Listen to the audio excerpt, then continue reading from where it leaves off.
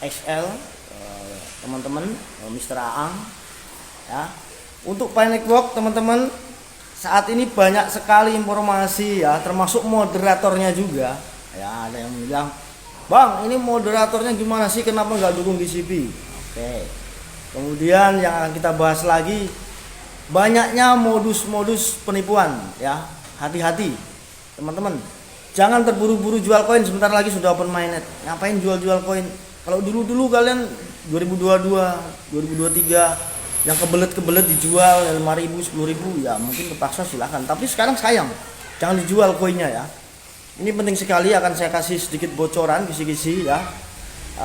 Nilai Pi tidak akan semurah itu, kemungkinan bisa juga terjadi GCV, bisa juga.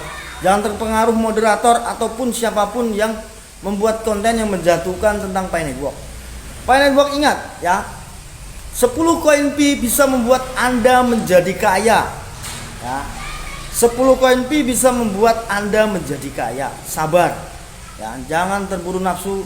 Sudah mendekati kalian terpengaruh jual koin, kepepet kebutuhan, mau beli beras bang, mau bayar utang bang, udahlah nggak usah ini ya, tanggung, udah bentar lagi ya mister ya. Oke. Jadi teman-teman, project ini bukan abal-abal, dan saya ada bocoran buat teman-teman yang mungkin saatnya akan saya bongkar ya.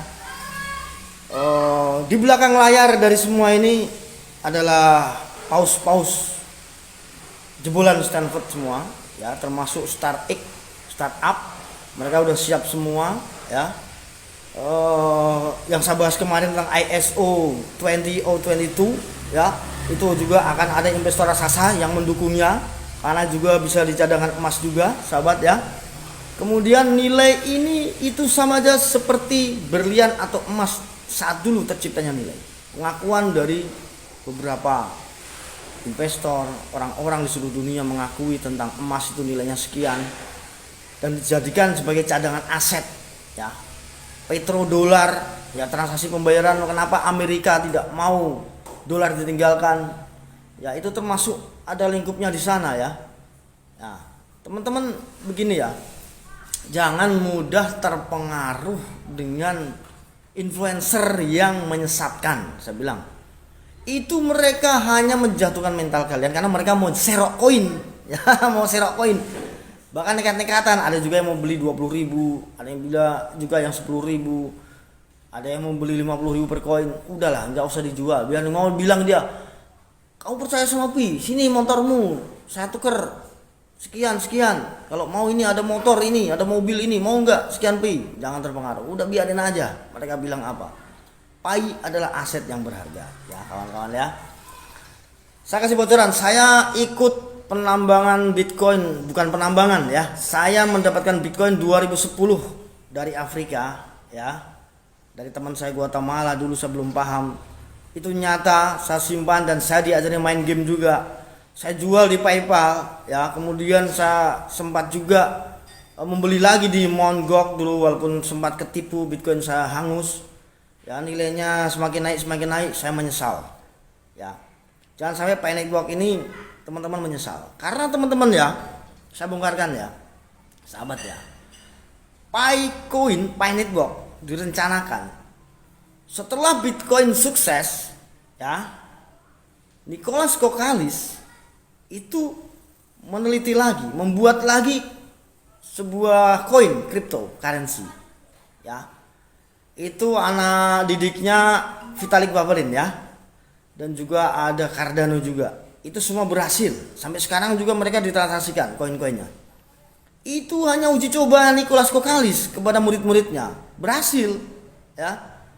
Setelah itu, setelah dibuatkan Ethereum dan Cardano, kemudian tiga orang itu termasuk istrinya, satu lagi yang udah keluar kemarin, itu membuat rancangan menyempurnakan Bitcoin ya, yang teknologi kripto digunakan pembayaran sehari-hari ya di masyarakat. Memang menentang hukum dunia, setiap pemerintahan itu ada peraturan pembayaran itu menggunakan mata uang negara masing-masing, tetapi tidak menutup kemungkinan perkembangan modern, dunia modern semakin berkembang teknologi digital, mata uang digital yang tidak bisa diatur oleh pemerintah manapun, tidak bisa dicetak ulang, tidak bisa dirubah.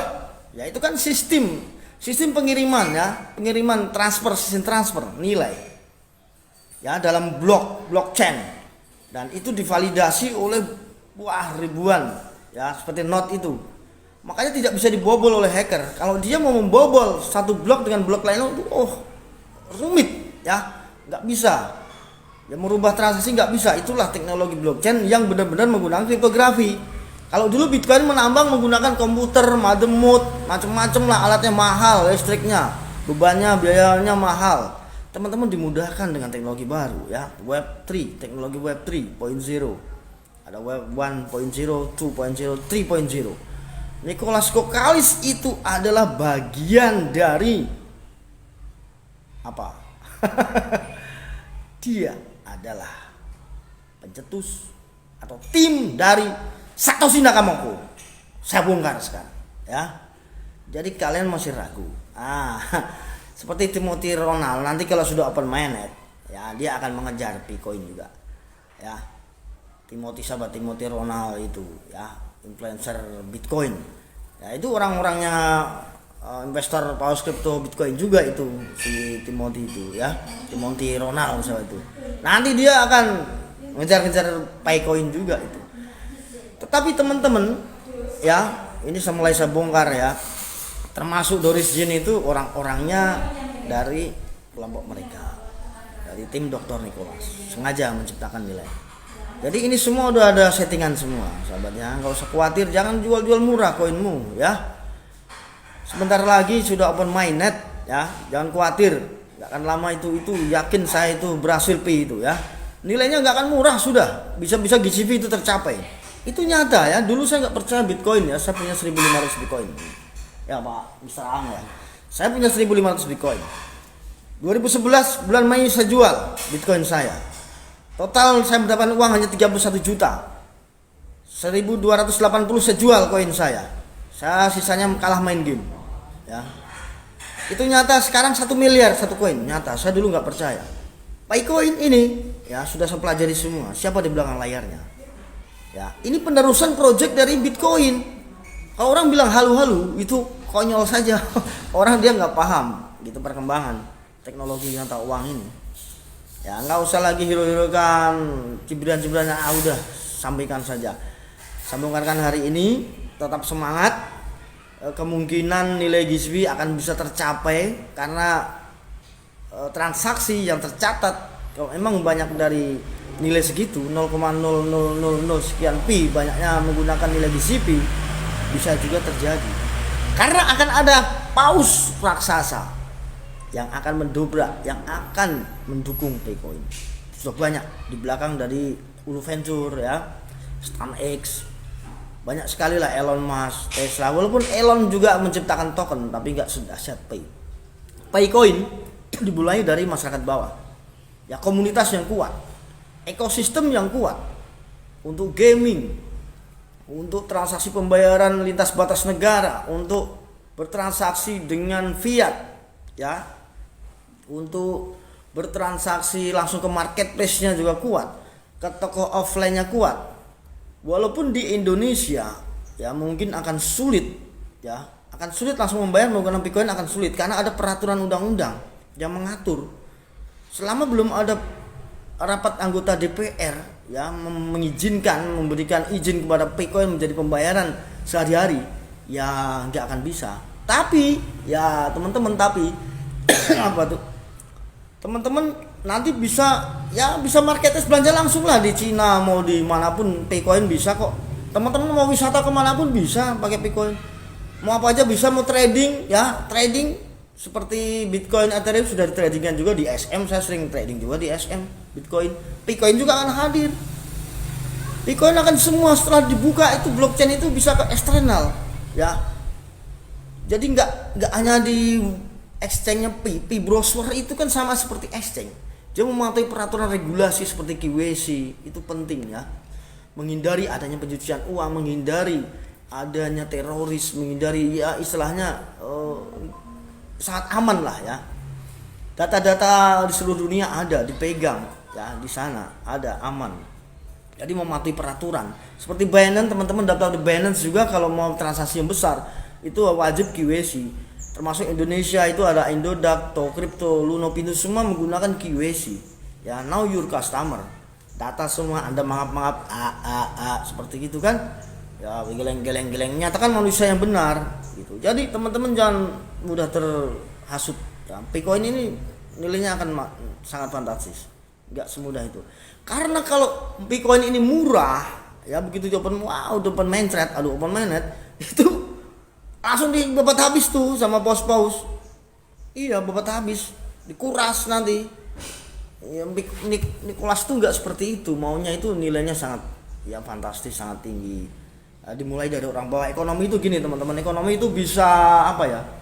Bisa merata nantinya. Yang perintis, pelopor, teman-teman ini termasuk pendukung, perintis, pelopor, ya bisa jadi orang kaya, bisa mungkin bisa 10 pi aja udah cukup, mungkin gitu ya, sudah cukup. Nanti orang-orang kaya, ya misalkan pemilik Toyota ataupun pemilik Wuling dari Cina, ya meminta pembayaran ondel-ondel spare partnya ke Cina itu menggunakan Bitcoin dari Indonesia. Mungkin ada pajak-pajak yang sudah diterapkan oleh pemerintah Indonesia, ya. Dia menerima pembayaran Bitcoin, tapi dia juga kan belanja besi, belanja lain-lain, pembayaran pakai Bitcoin juga, nanti akan seperti itu terus. Akan berputar ya, ekosistemnya akan kuat terus, karena dari serba semua akan mengejutkan nanti ya. Perhotelan di luar negeri seperti El Salvador ya, yang menggunakan pembayaran sehari menggunakan Bitcoin nih. Presidennya setuju nih menggunakan Bitcoin nih. Semoga aja Pak Prabowo nanti kedepannya mengikuti seperti El Salvador ya, ada 2 pembayaran ya, rupiah dan Bitcoin, bisa juga ya, bisa kalau dirapatkan disetujui ya, bisa, karena ini devisa negara nantinya, karena banyak penambang dari Indonesia juga ya, devisa negara juga itu nanti. Kalau Bitcoin mungkin bisa sehari-hari seperti di El Salvador ya, bisa aja gitu. Pakai ATM juga Bitcoin, bayar ke mana-mana pakai Bitcoin, pakai kode QR. Bisa aja terjadi, tergantung nanti pemerintah kita mau nggak ada kedua pembayaran selain rupiah gitu. Ya Mr. Ang ya, tetap semangat, jangan dijual, sayang ya. Jadi ini ada bocoran-bocoran, proyek ini adalah proyek yang memang nantinya setelah open mainnet semua mata dunia akan terbuka. Akan dibahas-bahas semua di media-media internasional. Forbes saja sudah mencantumkan, semua sudah mencantumkan Bitcoin ini memang super luar biasa ya. Dari perbankan di kita Indonesia, orang-orangnya juga sudah menambang semua ya. Sebenarnya banyak sekali yang menambang, pejabat-pejabat juga menambang, cuman kan diam-diam aja gitu kan. Nah, tetap semangat, Bitcoin akan menjadi proyek penerus dari Bitcoin, menyempurnakan Bitcoin. Udah nggak bisa lagi merata, udah nggak bisa ditambang lagi orang-orang bawah. Kalau Bitcoin cukup dengan handphone, dimulainya, di startnya seperti itu ya, gampang sekali. Bisa pakai komputer ya, menggunakan Note, Super Note. Pokoknya lebih memudahkan, lebih mau masyarakat. Ya, tapi nanti setelah permainan juga Anda mencari satu koin pun bisa main trap, bisa mungkin berbulan-bulan dapat satu koin pi. Itu kedepannya akan seperti itu terus ya, karena akan bertahap. Setelah itu ada KYC tahap kedua lagi, setelah permainan pun nanti ada migrasi lagi bertahap. Dengan nilai pi sudah semakin melambung, dia gak akan mungkin anjlok lagi ya, bertahap terus. Di mainnetnya akan terus dimasukkan ke mainnet bertahap ya. Teman-teman sudah banyak jual koin walaupun itu sudah masih nyimpen banyak lah, masih hold ya gitu. Jadi jangan terpengaruh ke influencer yang gak jelas, itu ujung-ujungnya dia hanya mempengaruhi teman-teman supaya menjual koin teman-teman ya. Tetap semangat. Mungkin saya akhiri dulu karena saya ada keperluan lagi. Bitcoin pegang erat-erat, jangan sampai Anda lepaskan dengan murah meriah. Sabar, karena Anda semua bisa menjadi orang kaya yang nyata. Ini teknologi ya, nyata, bukan halusinasi ya. Jaga baik-baik kesehatan Anda ya, beribadah masing-masing agama ya. Jangan lupa kalau Anda sukses bersedekah. Terima kasih. Akhir kata,